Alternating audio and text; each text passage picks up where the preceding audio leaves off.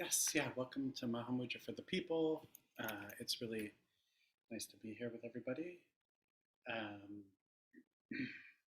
and today we're going to continue uh,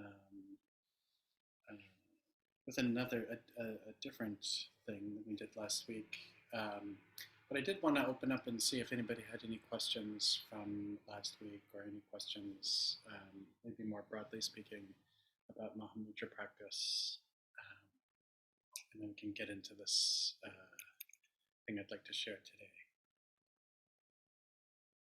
But don't hold back, or do whatever you need to do.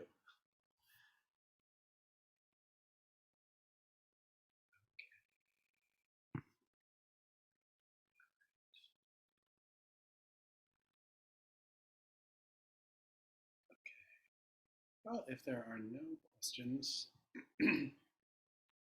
let's take a moment then, and uh, perhaps we can sit for 10 minutes. And so, in doing so, allow yourself to settle into your body, allowing your body to settle like a mountain, sense of gravity, sense of mass, sense of unmovability. Allow your breathing to be relaxed, easy, not forced. And likewise, allow your mind to be supple rather, or subtle, like an open window.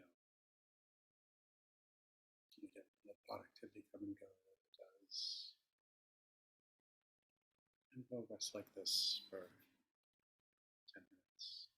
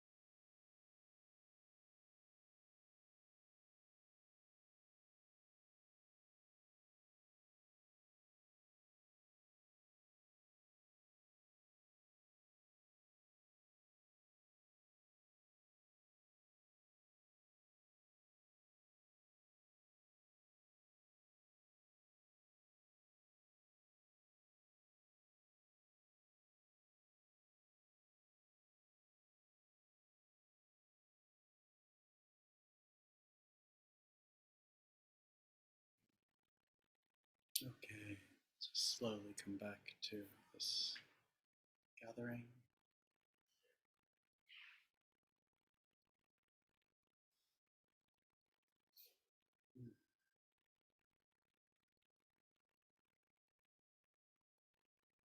So, um, yeah, I just wanted to check one last time and see if there are any questions before we go into the next thing.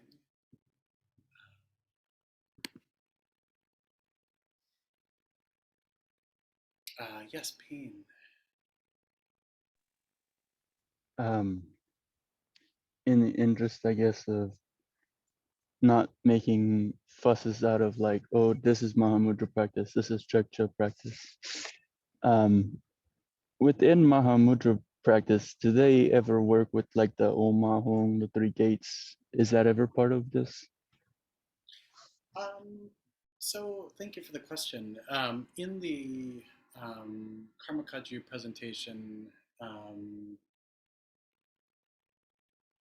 not specifically, although I mean this is complicated because Mahamudra is not just one thing, Hatha Yoga is not just one thing.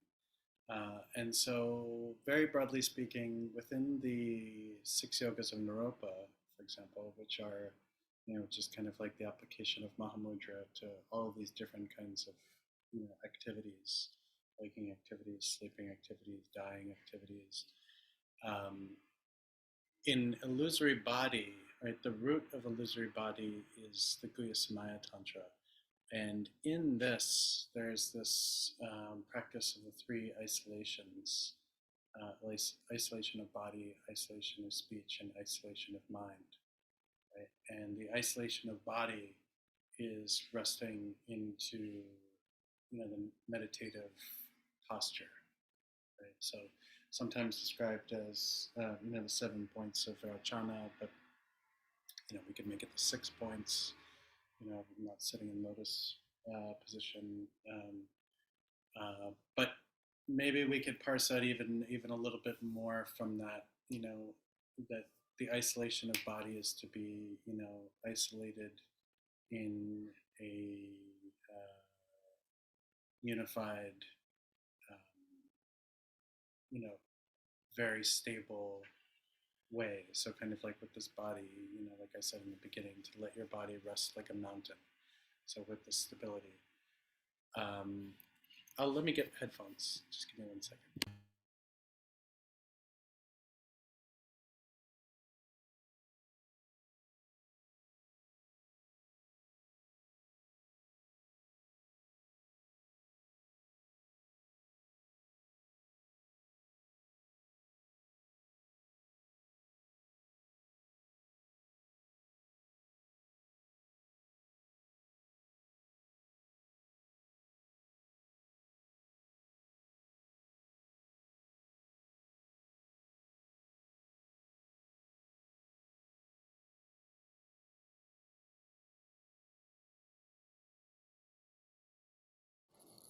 Okay, is this better? Yeah, okay, good.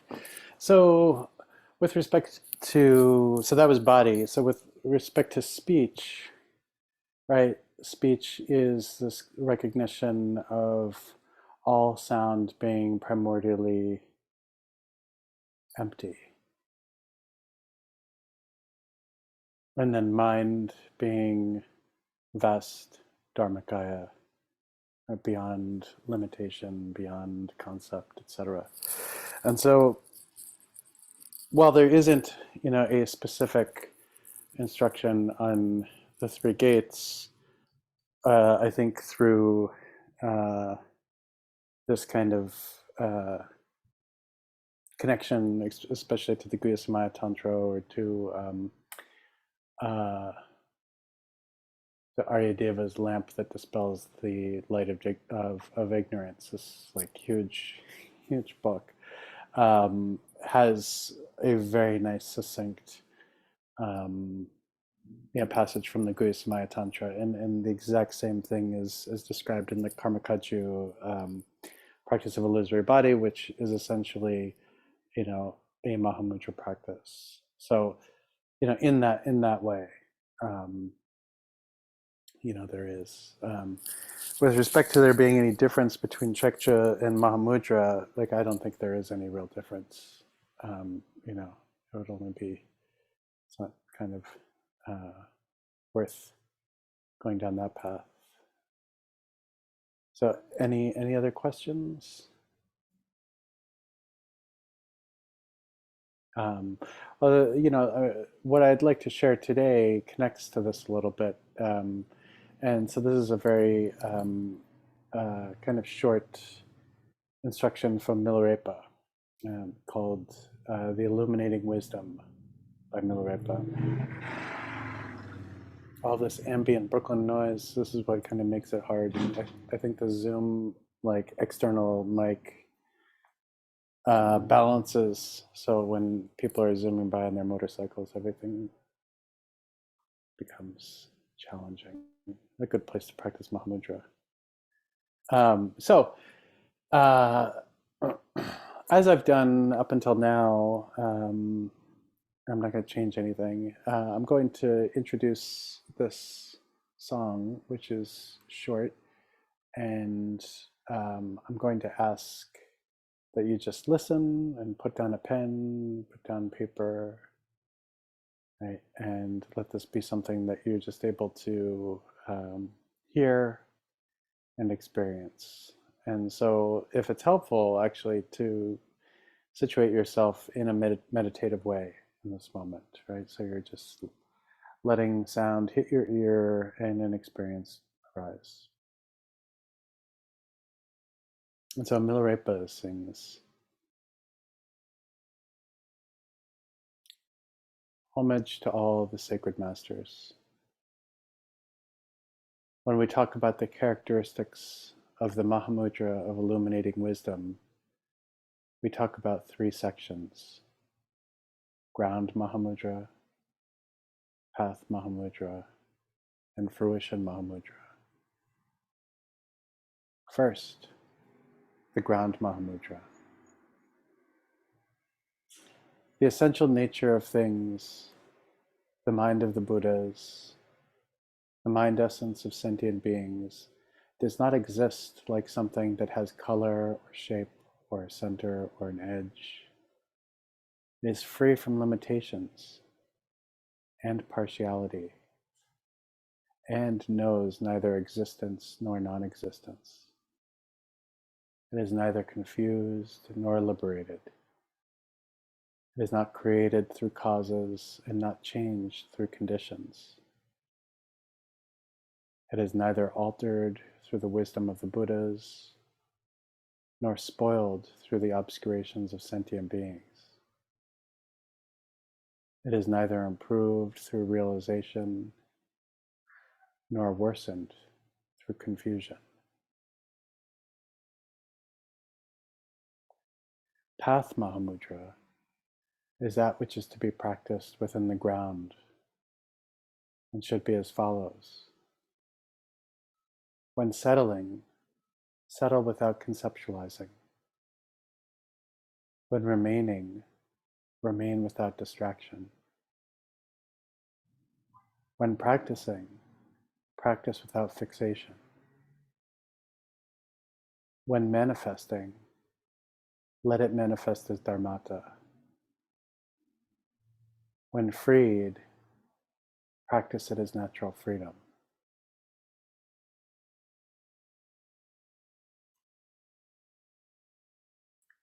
Fruition Mahamudra is free from something which liberates, free from hope and fear, free from the exhaustion of concepts and phenomena, free from non-fixation and non-clinging, and free from utterance and description which is beyond concept. Ground, path, and fruition are to be practiced as one. This instruction on the illuminating wisdom of Mahamudra was composed by the yogi Milarepa.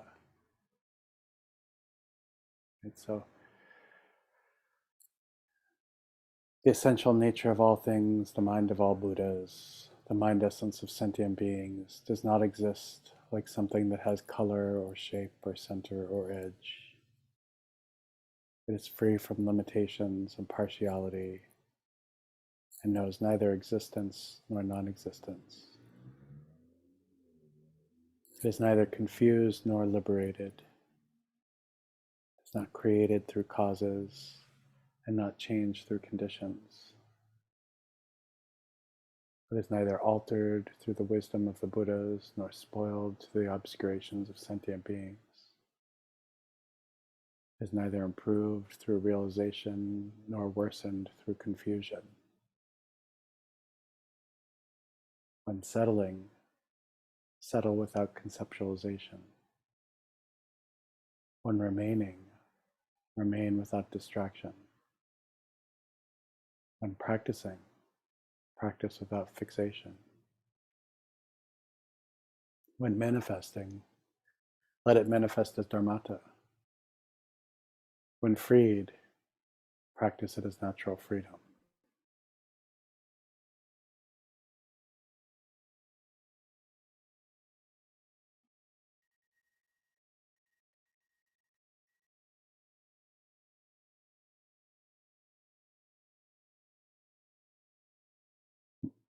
Fruition Mahamudra is free from something which liberates,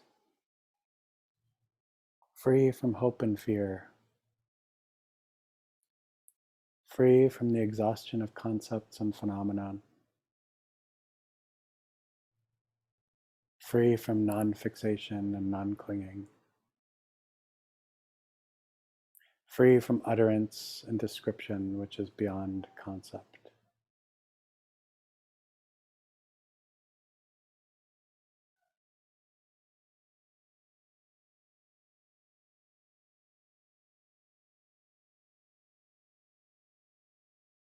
So that's it. Should end the class. So it's such a gift to have something so easy to do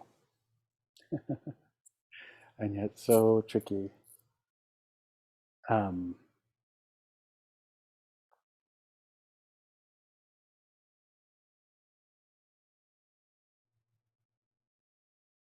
Yes, Richard.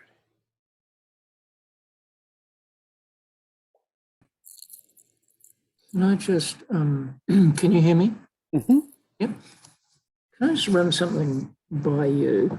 It seems that the sort of moments of spacious awareness in the normal run of things are very brief and momentary.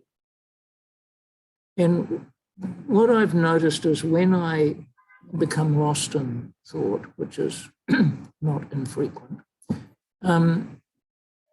there's a moment when I realize that I've been lost in thought, which is like waking up. It's actually like being asleep and then waking up. And that split second of waking up, that is that moment, right? That is that spaciousness of being awake. And it might be incredibly brief, but it's still there. And then more often than not, one eye, will lapse into some other form of mental production. Yeah, absolutely. I don't know what else to say, except that that feels like a moment of wakefulness because the spaciousness is there. And sometimes everything becomes so very quickly closes in to habitual mentation or whatever word you want to use. Yeah, no, absolutely. And I'm sure, I mean, I've experienced it and I'm sure others here have as well. What this kind of highlights is maybe this idea of, I don't know, it's interesting trying to come up with good analogies.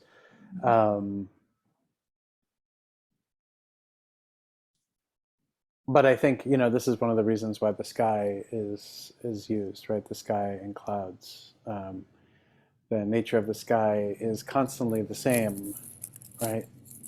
And yet clouds and other kind of appearances, fog, haze, can't see the sound of motorcycles, but all of this stuff impacts our ability to see or not see the sky. All of a sudden the clouds separate sometimes and the brilliant luminosity of the sky is present, right? And then clouds come back, right? But it doesn't impede the natural clarity of the sky, and similarly, the natural clarity and wakefulness of mind, even when we're not experiencing it, is constantly present. And this is true both in Mahamudra and the Ati Yoga approaches. Yeah. So the challenge is to, as I see it, is to be able to remain and possibly expand that moment without effort.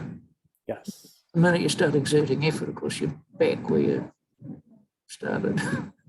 So, and that's the challenge, right?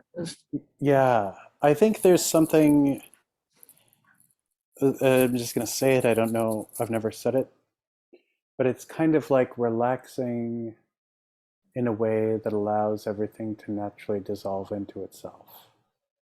And the more we're able to just relax into this settled experience, right? No idea of settled, it's just naturally settled of its own accord. And I think you're right, Richard, that the application of effort is, there are elements of an application of effort that can lead to this. I mean, we see this to some extent in, Absolutely, yeah. mantra, tantra, Mahamudra, like, the yogas, this use of energy and application of effort and everything.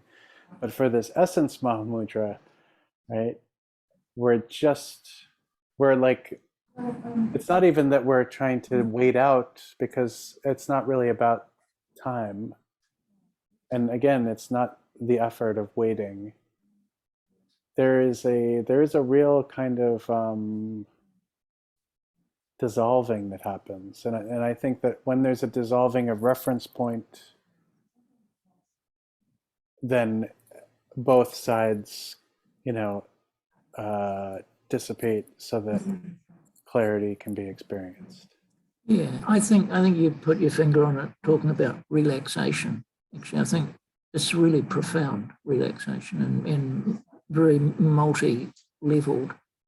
My teacher used to say that, and you'll be familiar with this, it's like a bundle of grass tied up with grass, and you cut the tie and everything just kind of goes. Exactly. And that's relaxation, right? Of the sort that we're looking for. Yeah. And it's so funny because, that instruction is a quite beautiful one. That there's this other one that's similar that I've shared with folks before, but I had included it in in something I wrote on Tulipa Six Nails for Tricycle. And it's the instruction literally is to rest like a bee stuck in honey. So imagining a bee, bzz, and then nothing you can do, and you're just there. And what was really fascinating was that the editor that I was working with asked me to change the language because they thought this was a meditation instruction that capitalized on the suffering of the bee, totally missing the point. Which I really enjoyed seeing that, because I was like, see, this is how hard it is, right? Yeah. Even the descriptions, it can be off-putting for a bee to get stuck in honey. And I think this is like fundamentally the quote unquote problem with these kinds of practices, is that to achieve that kind of settled relaxation, our mind, it's not that our mind is actively trying to prevent it, but the cogitation and the conceptualization just gets in the way. And there's this Vipassana practitioner I once knew in Bodh Gaya, he was elderly when I had met him, and he had been living in Bodh Gaya since the 60s. And his favorite thing to say was, "That's not necessary. about most things. So at one point I was holding the gate open. We were staying at the Burmese Vihar there, and holding the gate open, and he's like, that's not necessary. Like, all of this elaboration is not necessary. But after, like 30, 40 years of, Vipassana practice, most of which was very solitary, like, he realized that. Like, he realized this, I think you could say, something along the lines of the mind of non-elaboration. And there's something really beautiful about this kind of instruction because it's not elaborate at all, right? Mm. Yeah, it's interesting here because there's a kind of subtle tension associated with mental activity. Yeah? Yeah. Just and you can kind of feel it when the binding gets cut and the stalks of grass collapse on the ground, as it were. And that tension dissolves. You can see that it was there. Right.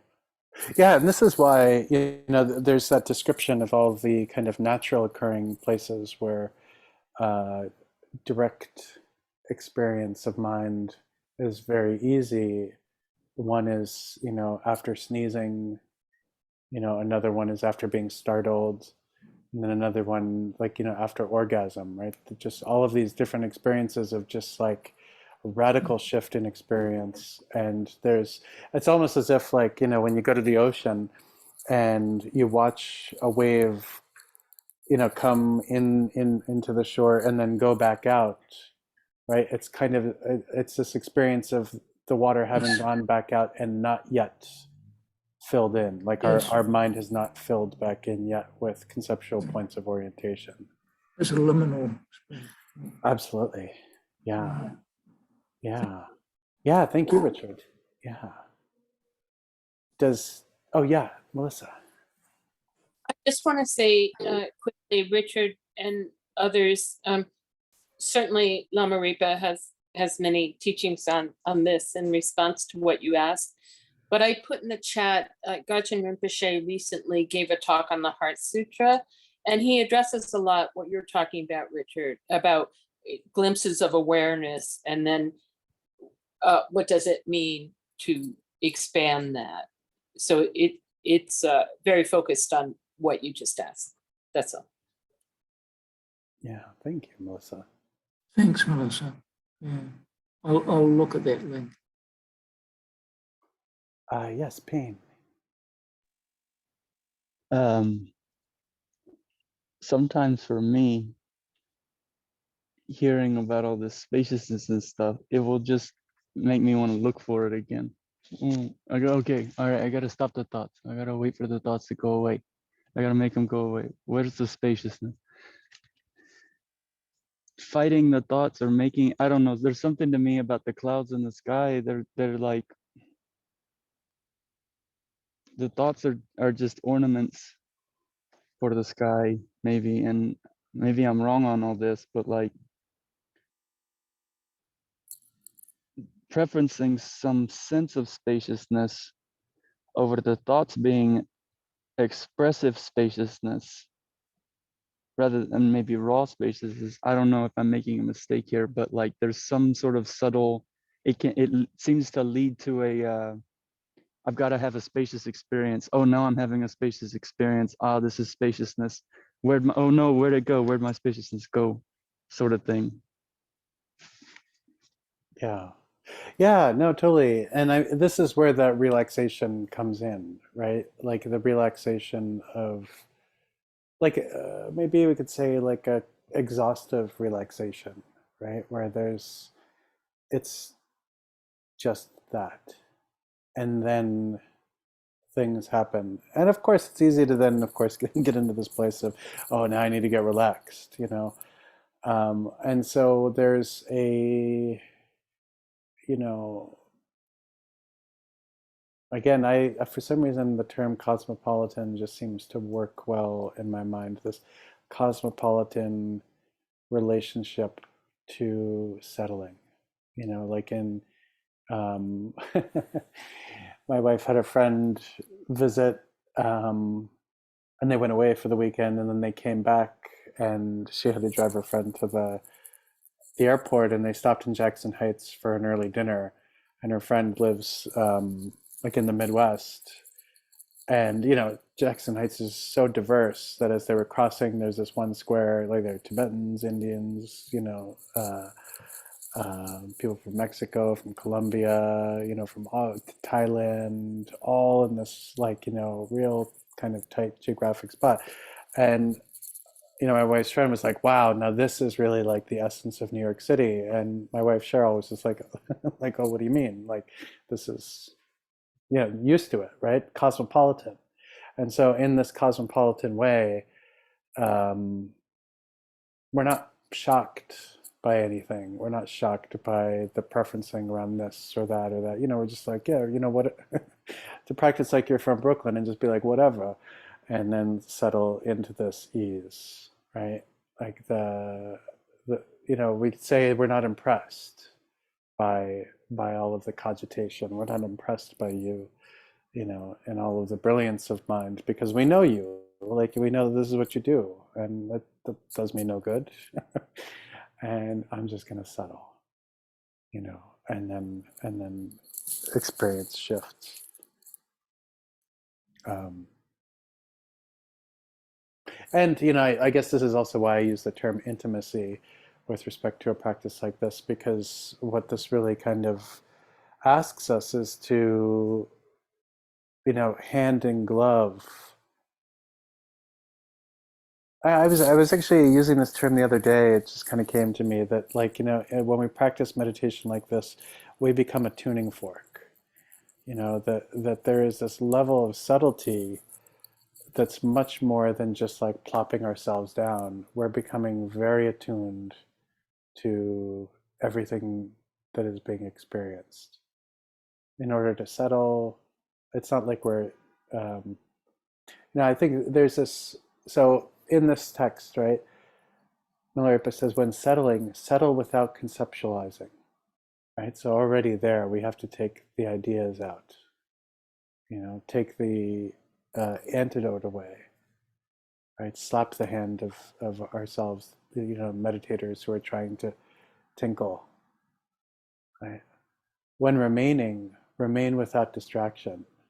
Now, this can easily be misinterpreted as laser-like focus directly ahead, right? But I think what's a little bit more helpful is this idea of relating to settling as settling like space itself. Space itself can't be moved, right? There's nobody moving a chunk of space from here to there, right? To settle like space itself is to settle finally, right? When remaining, remain without distraction. When practicing, practice without fixation. Again, this wide practice, right? In the sense of, we're not fixating on a particular thing. We're not, necessarily laser focused on one object. Mind is variegated. Mind is 360 degrees, right? In the earth, all the way across the universe, up, in all the 10 directions, moving all around. When manifesting, let it manifest as dharmata, right? So again, that same non-referential spaciousness. And again, yes, we have to use these words to communicate, space this, space that, right? But when we practice, can we practice in a way that lets go of, being a parrot, parroting back what the instruction is? Space, okay, check. Stillness, oh, my body is still, check. Just like settling right into it. And then when freed, practice it as natural freedom. Right? So not just in the room you're in, but out the window, out the door, across your Ethernet cables, wherever. And then there's something very also, this last piece, the shortest paragraph here, But I think important not to get heady about, but maybe to kind of trust into this kind of felt sense, especially Richard, that you were bringing up, that you notice a difference in experience. Fruition Mahamudra is free from something which liberates, free from hope and fear, free from the exhaustion of concepts and phenomenon, right? So that need to that preference, free from non-fixation and non-clinging. Right? So it arises as anything. It arises as clinging. Free from utterance and description.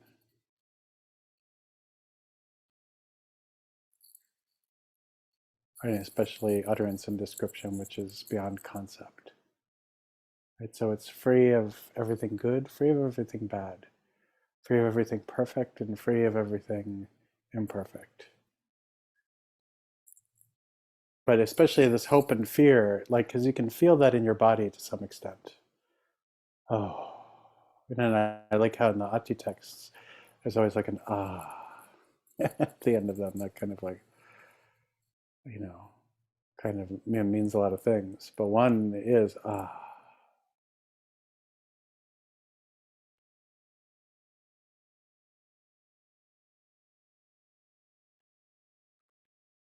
I'm curious as to what Ekta is thinking. I'm going to call on you, Ekta. So I was thinking,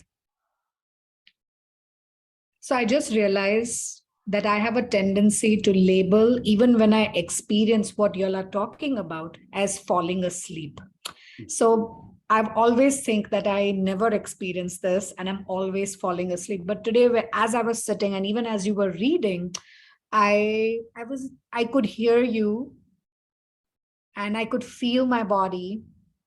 I could hear my dog snoring and everything just kind of, and then there was a hum in my body.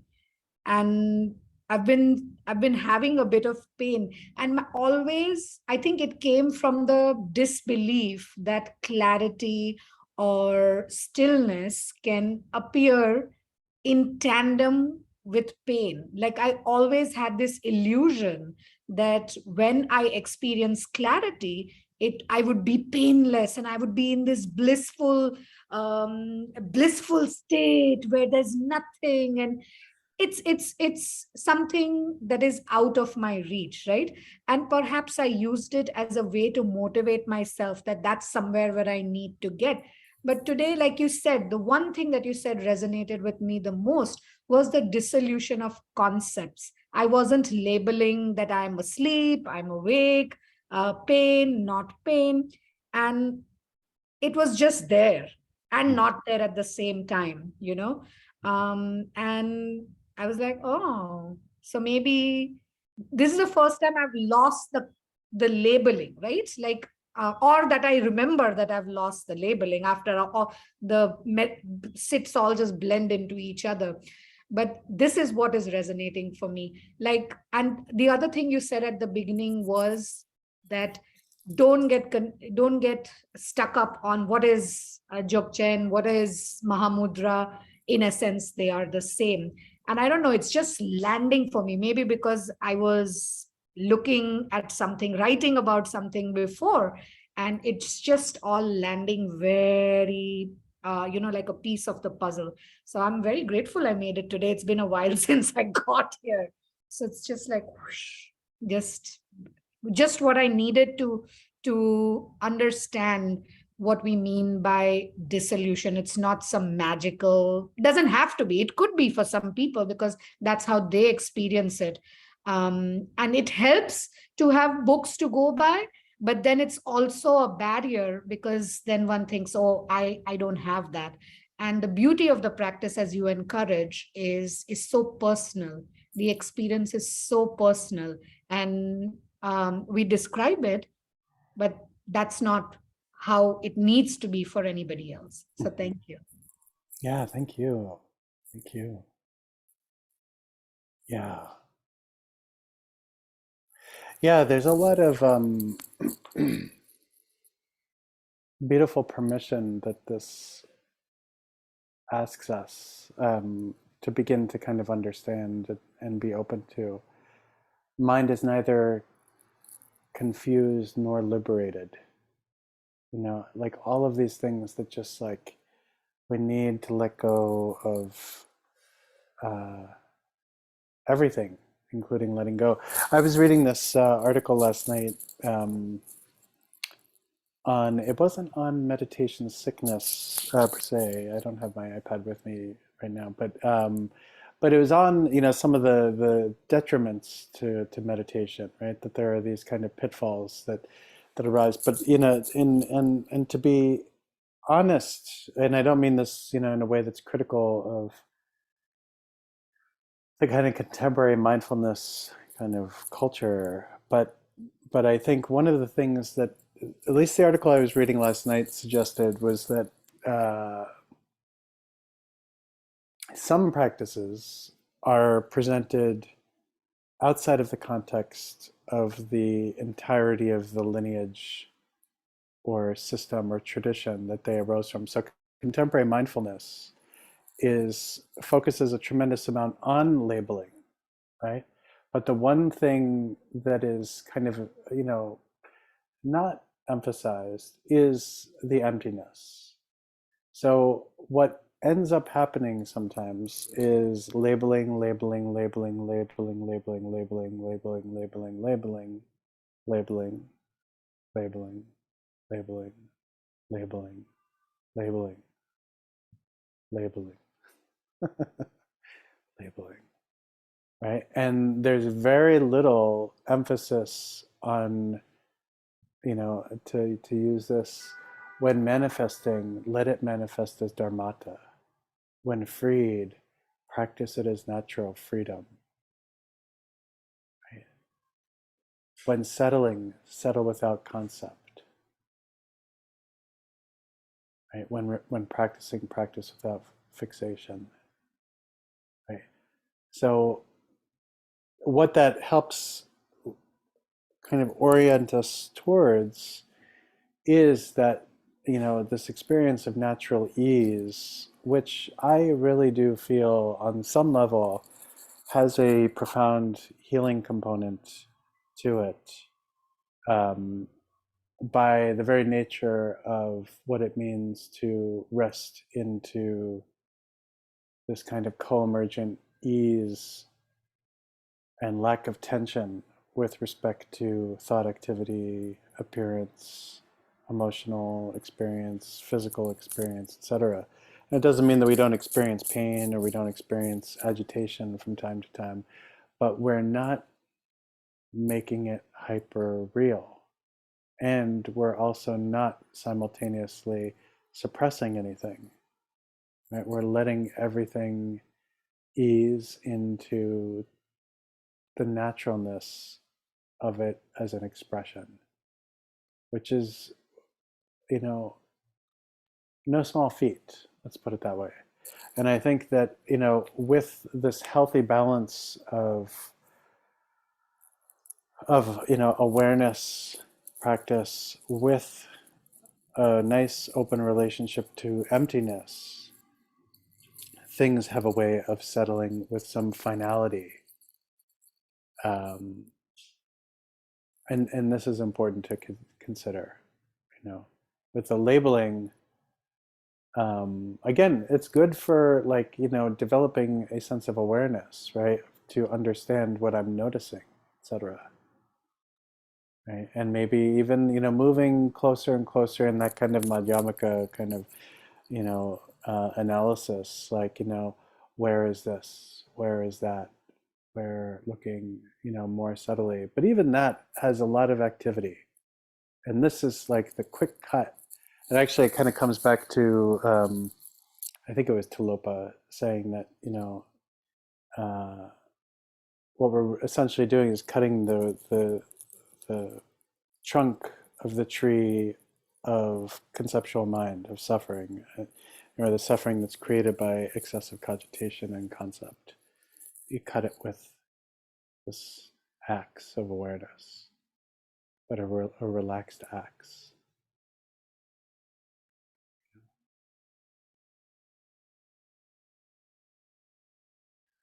Yeah. Does anyone have anything they want to share?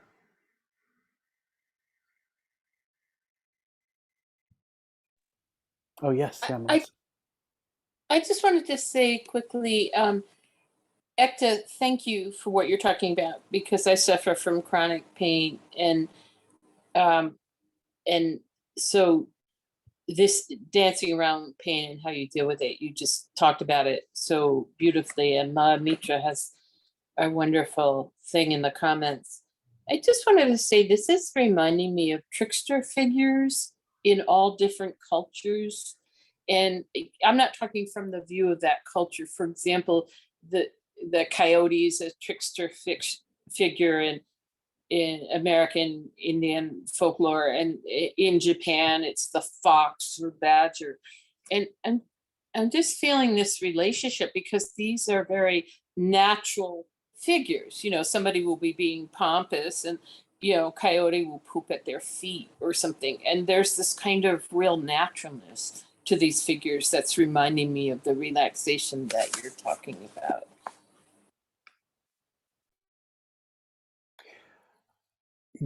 Yeah, I mean,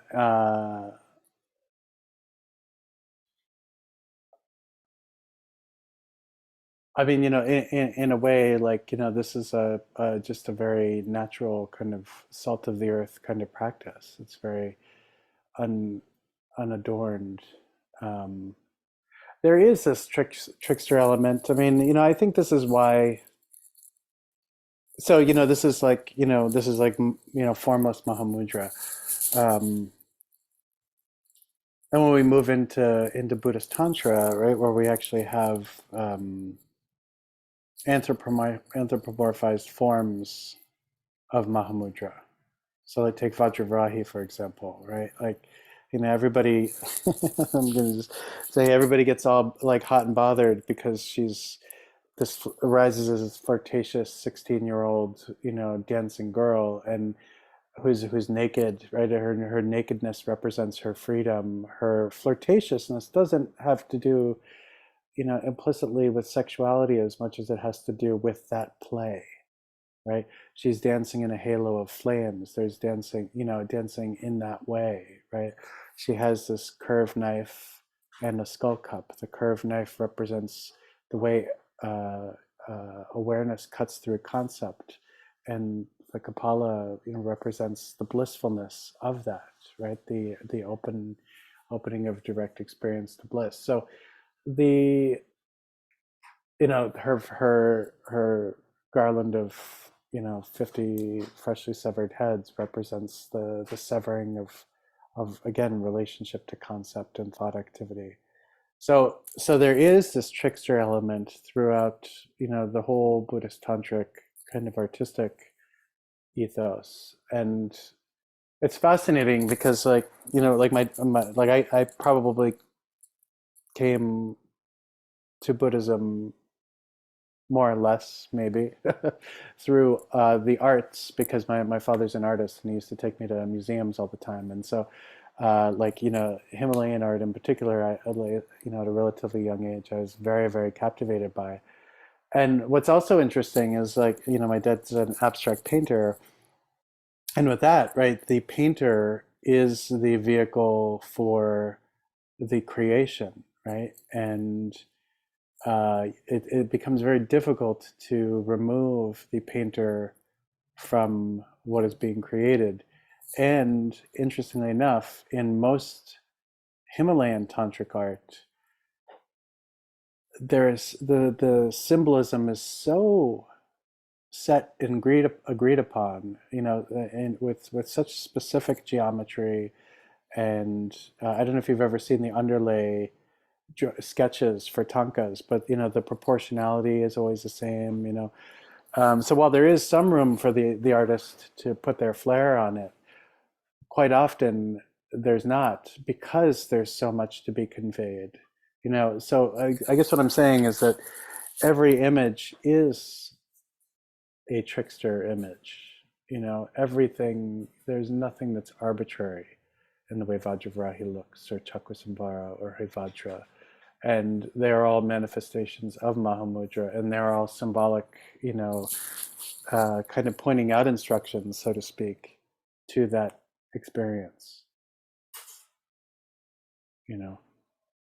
for whatever that's worth. um,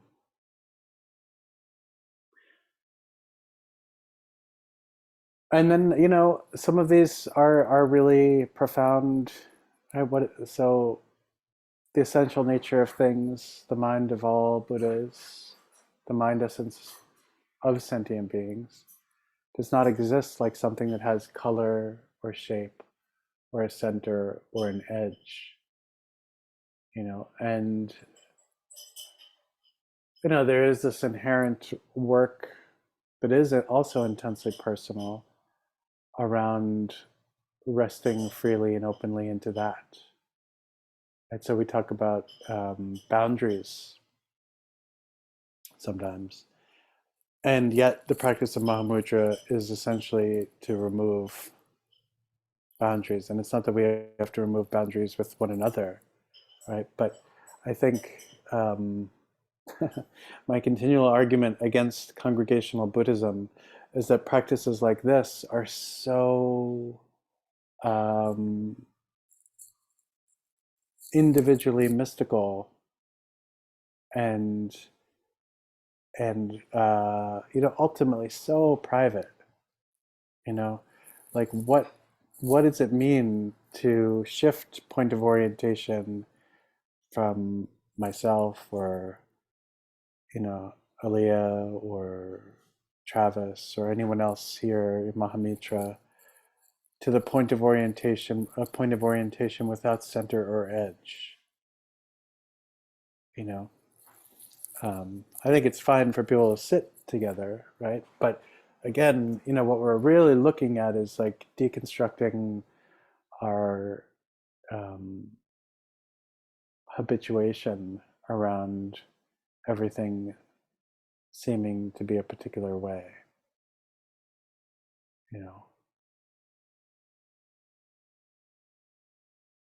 free from limitations and partiality, and knows neither existence nor non-existence, is neither confused nor liberated, is not created through causes and not changed through conditions. This is especially for those of us who have been conditioned in Western culture to, we are, ultimately have the right to change whatever we want to fit our needs, right? It's kind of like, one part of Western culture, I think you could say.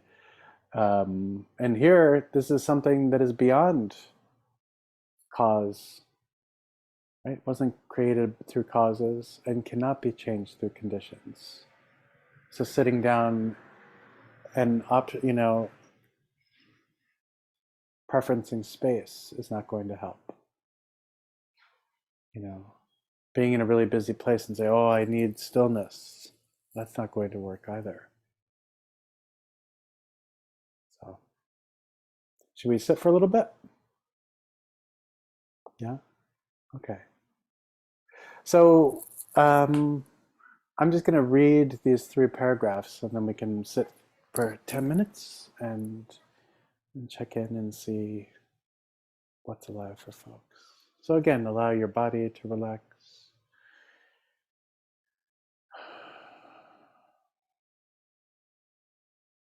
Your breath to be at ease.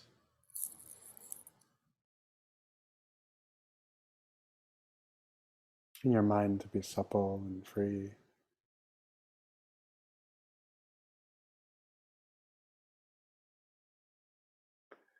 The essential nature of things, the mind of the Buddhas, the mind essence of sentient beings, does not exist like something that has color or shape or center or edge.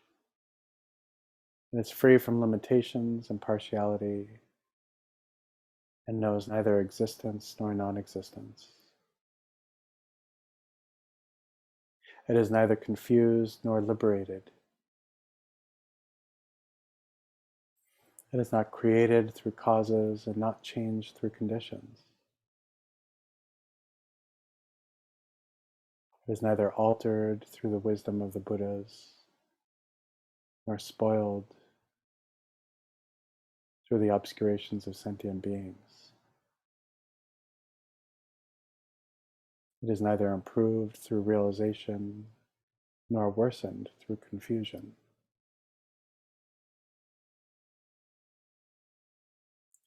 Path Mahamudra is that which is to be practiced. When settling, settle without conceptualizing. When remaining, remain without distraction. When practicing, practice without fixation. When manifesting, let it manifest as dharmata. When freed, practice it as natural freedom.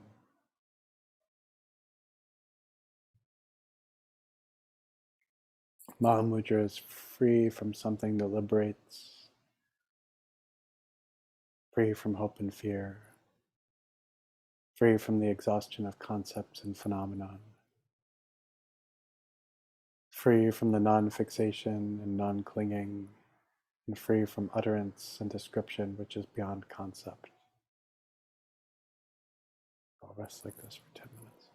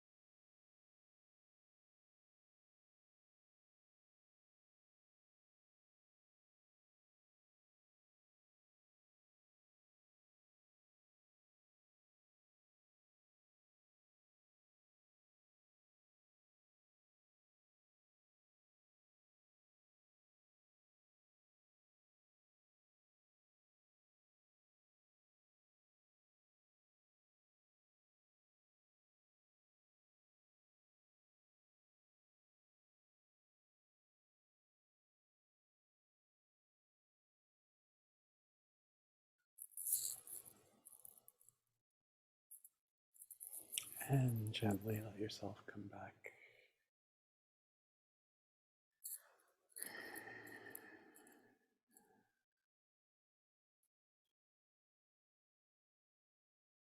Yeah, so any experiences or thoughts or concepts you want to share?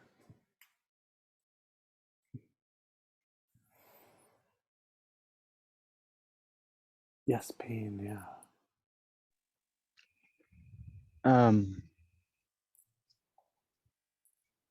I don't know if this is like analogous to what Milarepa is talking about here, but you've used a thing about like an old man sitting on a porch, just relaxing, watching kids play. And I thought about like, there's like the yard, the space everything's going on in. There's this relaxed old man just sort of not really engaging or poking or changing or anything, sitting on the porch. And then all the thoughts and everything are like the kids playing in the yard, making noise, doing their games and things.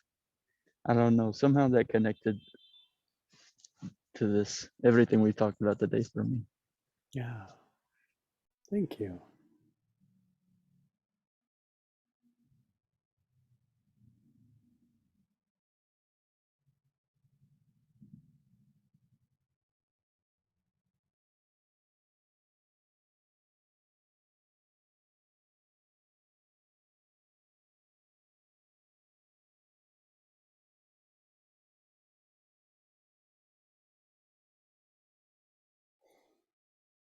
So I don't know how this feels to other people, but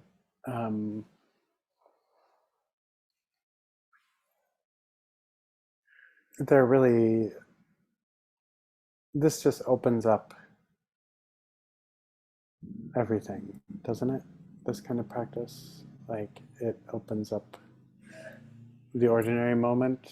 All of a sudden the ordinary moment is not super ordinary, right? It's a place of freshness and openness.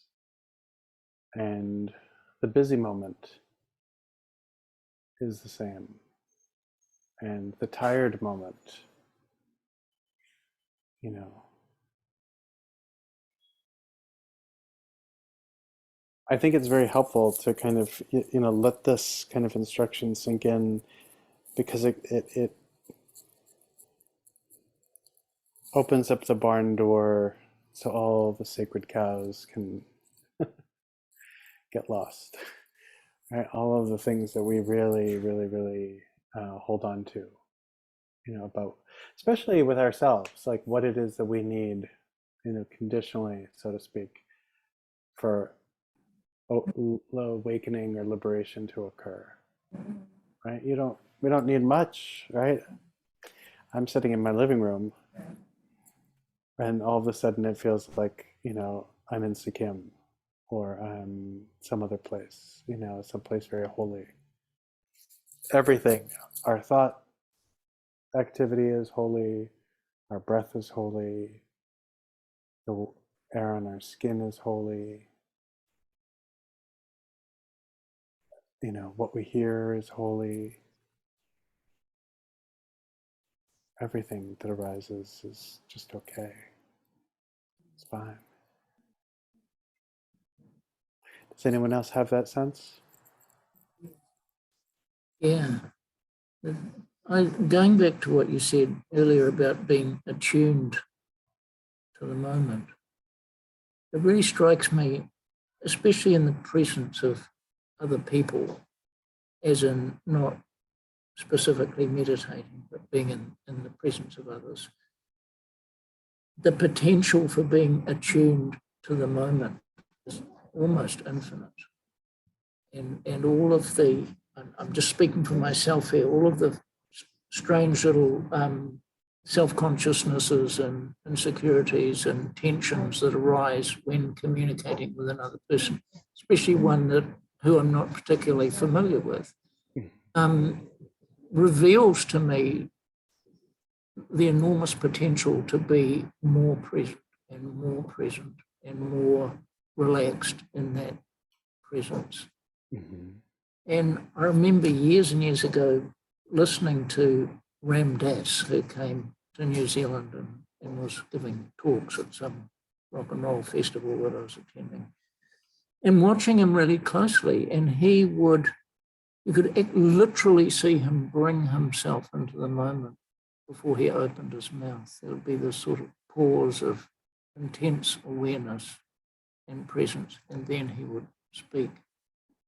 And I've always really, really admired and envied that capacity, and to be so much in the moment and so unfazed by my reactions to my projections upon other people, actually, to be honest. And just this practice allows me to see that potential. That's all I wanted to say. Yeah, no, thank you. Thank you, Richard. Yes, Travis.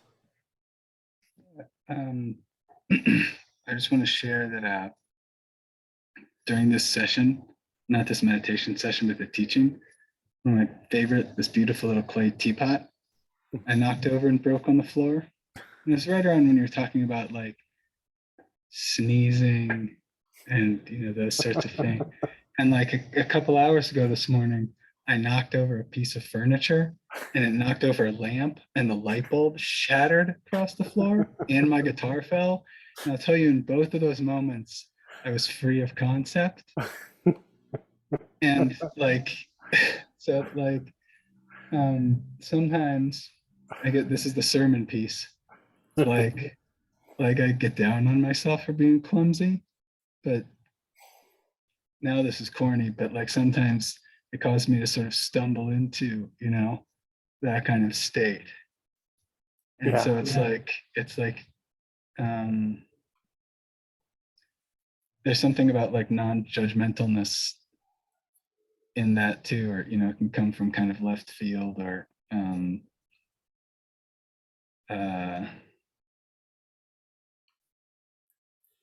I don't know, like sometimes the kind of like intention to really like bring it into being, like that kind of becomes the like kind of sacred cow like piece, and it can kind of get a little narrow, and then like it's like over here or something, you know, that kind of like causes some kind of expanse or anyways, if all of the, you know, if all of the kind of like thought activity or whatever is going on is this kind of natural expression of like of dharmata,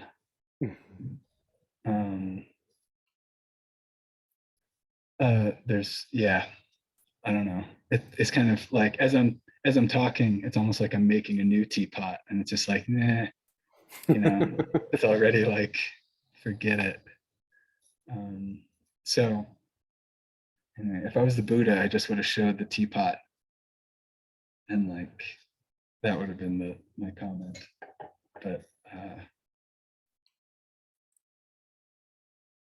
Yeah. I'm blabbier than that. Yeah, no, thank you, Travis. Is that the same teapot you brought to the Death and Dying retreat?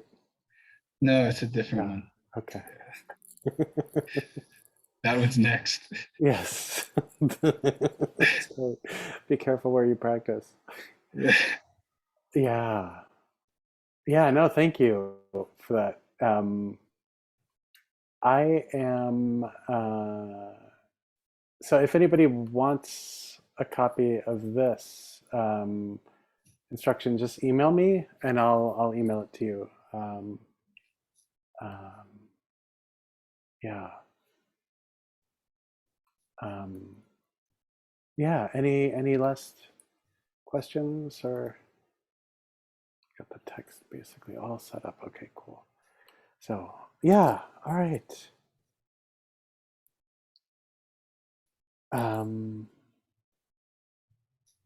So let's take a moment to dedicate the merit. Really dedicating the merit so that every single moment is able to be recognized as a moment of open, free, dynamic playfulness, dedicating the merit so that the minds of all beings can be seen as infinite space beyond limitation, beyond concept, beyond need to do anything. May every moment open up into a play of ordinary, playful, blissful joy. May all beings be able to regard their mind as nothing other than that. So thank you all very, very much, and take really good care of yourselves, and I'll see you all soon. Be well. Thank you, everyone. This has been so helpful. Thank you all. Thank you. Take good care.